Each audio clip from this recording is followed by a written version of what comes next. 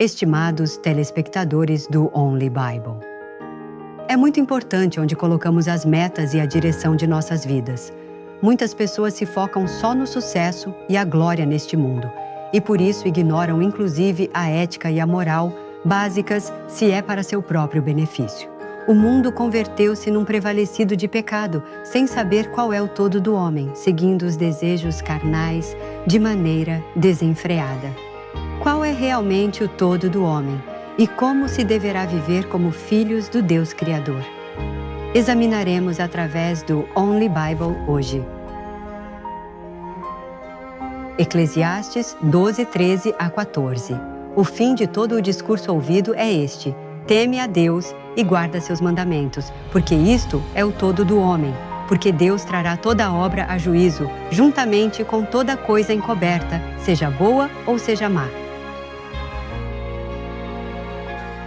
Se lermos o capítulo 1 de Gênesis, o Deus Criador criou o homem e abençoou para que pudesse viver como o chefe da criação.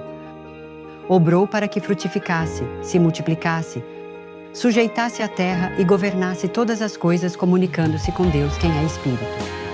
Mas, na atualidade, vemos algumas pessoas cometendo crimes piores que as bestas. Mesmo assim, não sentem remorso algum. A idade dos crimes é cada vez mais precoce. E escutamos notícias de crianças que parecem ser puras e amáveis, cometendo pecados incompreensíveis e atormentando seus amigos. Embora não tenha cometido um pecado grave, no ser humano já não se pode achar a imagem com a qual Deus criou originalmente. Então, por que as pessoas vivem uma vida que não é diferente à das bestas, esquecendo-se de seu todo? Originalmente, Adão e Eva, as primeiras pessoas criadas por Deus, eram formosos e amáveis, verdadeiros, puros e perfeitos sem mentira. Igualmente, levaram uma vida abençoada caminhando com Deus, governando e senhoreando todas as coisas. No entanto, depois de muito tempo, Adão caiu na tentação de Satanás e comeu o fruto da ciência do bem e do mal que Deus havia proibido. Como resultado, tal como diz Romanos 6:23, a paga do pecado é morte. O espírito, que é o amo do ser humano, morreu e perdeu-se a comunicação com Deus, quem é espírito. Assim, a alma converteu-se no amo do ser humano e começou a viver sem ser diferente às bestas, seguindo os desejos carnais. Especialmente hoje em dia, não é possível encontrar a ética e moral humana, e é difícil achar o amor, inclusive entre pais e filhos. Adão, quem pecou, e seus descendentes não tinham outra opção que ir à morte sendo pecadores. Por isso, o Deus de amor enviou Jesus Cristo à Terra para expiar todos os pecados do ser humano. E abriu o caminho da salvação humana para que todo aquele que receba Jesus Cristo receba o perdão dos pecados e o espírito morto reviva, recupere o todo do homem e obtenha a vida eterna.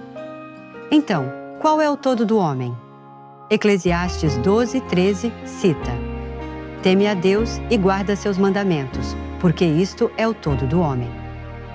Como criatura, o ser humano tem um dever que cumprir e é temer, ou seja, reverenciar a Deus, o Criador, quem o formou, e guardar seus mandamentos.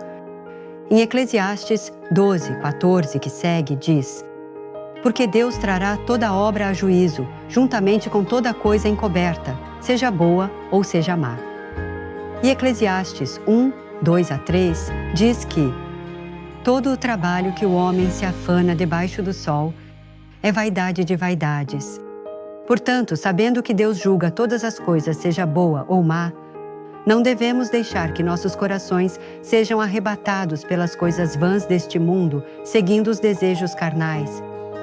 Mas devemos esperar o eterno céu e amar a Deus sobre todas as coisas com todo o nosso coração, alma, mente e força, e guardar e obedecer seus mandamentos. Então, o que devemos fazer a fim de cumprir o todo do homem de maneira específica? Primeiro, devemos converter-nos em pessoas que conhecem claramente a Deus. Conhecer claramente a Deus significa conhecer não só o poder do Deus Criador, mas também seu coração e vontade. Devemos conhecer e compreender corretamente a providência de Deus Porque Deus criou o homem e o cultiva nesta terra, como o conduz à vida eterna, etc., para poder temer a Deus e guardar seus mandamentos. No princípio, o Deus originário, que estava só no vasto espaço do universo, desejava ter alguém com o qual pudesse compartilhar amor eternamente. Embora há muitos anjos que obedecem bem como robôs no reino dos céus, Deus desejava ter filhos verdadeiros que obedecessem mediante o livre-arbítrio. Por isso criou o homem à imagem de Deus e tem estado cultivando inumeráveis pessoas durante um longo período de tempo. Embora os pais devam esforçar-se muito para criar seus filhos, podem sentir felicidade ao dar e receber amor. E quando os filhos crescem bem, convertem-se eles numa grande alegria. Portanto, fazem um grande esforço, esquecendo-se do sofrimento. É igual com Deus. Apesar de que conhece a maldade do homem, cultiva-o com gozo porque sabe que também sairão filhos verdadeiros que amarão e agradarão a Deus, mediante seu livre-arbítrio, conhecendo seu coração. Para obter filhos verdadeiros, Deus deu livre-arbítrio ao homem e colocou o fruto da ciência do bem e do mal no jardim do Éden. E enviou Jesus à terra para que morresse na cruz de madeira pela humanidade, que não tinha outra opção que morrer pelo pecado. Devido a que Jesus não tinha pecado, rompeu a autoridade da morte e ressuscitou.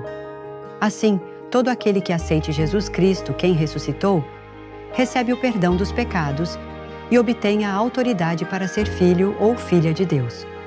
O ser humano nasce com várias naturezas pecaminosas herdadas de seus pais, e à medida que crescem, tornam-se malvados, já que veem, escutam e aprendem coisas que não vão com a verdade, nem a palavra de Deus.